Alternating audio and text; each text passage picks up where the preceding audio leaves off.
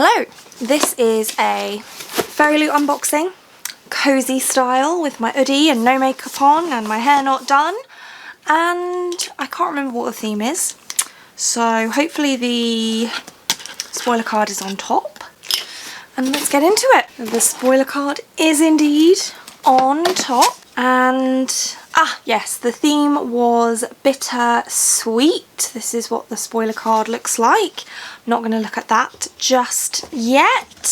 First thing here is a little canvas basket inspired by Addie LaRue. It says so on the little label here. It says, "What is a person if not the marks they leave behind?" V. Schwab. This is what it looks like, just plain on the inside. And I have been, if you haven't seen on my Insta stories, in a bit of an organising mood, and this looks like a nice thing to organise stuff inside, so that's a winner. Then we have Strange the Dreamer Moth Pin. Yes. Oh, that is beautiful. Look at it. Wow. So pretty. So pretty. I love that. I really like Strange the Dreamer. That is super pretty. And the next thing is another little box. It says Heart Fairy Lights. So we've had stars and we've had crescent moons. So now we have little heart-shaped ones. So I don't know if you're going to be able to see this. Take them out of the box, might help. You can kind of see they're clear, and I don't have any batteries at the moment, so I can't turn them on for you, but they are cute. Then we have a Night Circus tray. I really like these trays. I do actually use these a fair amount. This one says, "And there are really never endings, happy or otherwise. Erin Morgenstern, The Night Circus." So really very cute, very cute. And then it is a 2-book month. I thought it was, but I wasn't sure, so I didn't want to say, but it is. And this paperback is beautiful.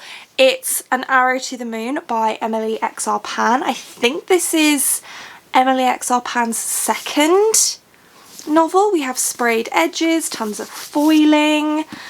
And I will read you the synopsis. So it says, "Hunter Yi has perfect aim with a bow and arrow, but all else in his life veers off course. Haunted by his family's past mistakes, the only things keeping him from running away are his younger brother, a supernatural wind, and the bewitching girl at his new school. Luna Chang dreads the future. Graduation looms ahead and her parents' expectations are stifling. Then her life is turned upside down by the strange new boy in her class, the unearthly fireflies that follow her around, and an ominous crack that begins to spread across the town of Fairbridge. As Hunter and Luna navigate the feud between their families and uncover hidden secrets, everything around them begins to fall apart.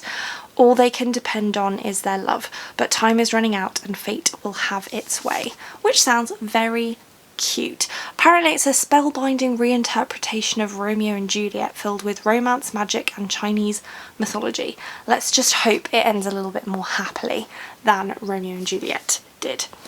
So that's that one. Then we have our Celestial Tarot cards. We have the Emperor and the High Priestess here. There we go. Very pretty as always.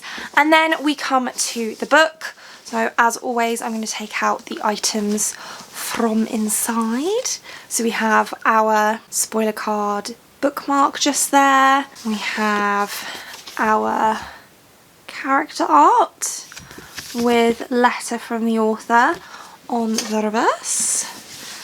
We have Fairy Scoop. Oh, and next month's theme is Cloak and Dagger. And then we have the book, which is Blood Scion by Deborah Fillet, maybe. This is what the cover looks like. Very pretty, very pretty. The spine, the back. We have sprayed edges all around. Ooh, pretty, pretty, pretty, pretty, pretty. we have, it is signed by the author, and we also have some of the cover art printed directly onto the book, and a reversible dust jacket. There we go. Very pretty. I have heard of this one. I'd heard of An Arrow. Is it An Arrow to the Moon? Yeah, An Arrow to the Moon as well. But I cannot tell you what it's about without reading the synopsis. So, I am a descendant of Shango, the god of heat and fire. I am a living inferno. I am a dead girl walking. 15-year-old Sloane can incinerate an enemy at will. She is a scion, a descendant of the ancient Orisha gods, but under the brutal rule of the Lucas, her identity means her death. Her mother knew as much. She disappeared trying to hide Sloane's truth. Sloane too has hidden her abilities, but on her 15th birthday she is conscripted into the Lucas army. Once taken, Sloane must not only conceal her power but overcome the bloody challenges of Lucas training.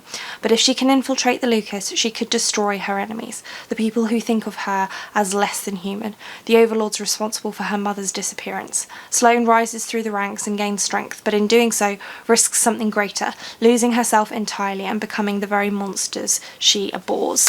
So it sounds a little bit like the Gilded Ones in terms of the, you know, being conscripted into an army thing, but potentially a little bit younger.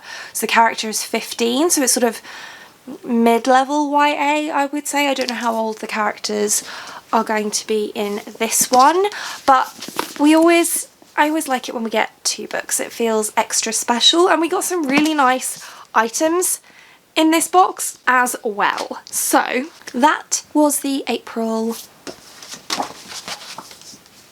Bittersweet box. You'll have to let me know what you thought. If you've read either of these books or if they're on your TBR, then let me know. And that's it for this one. Thank you so much for watching. If you like this video and want to see more like this from me, then do think about hitting that subscribe button, and I hope to see you here again soon. Thanks. Bye.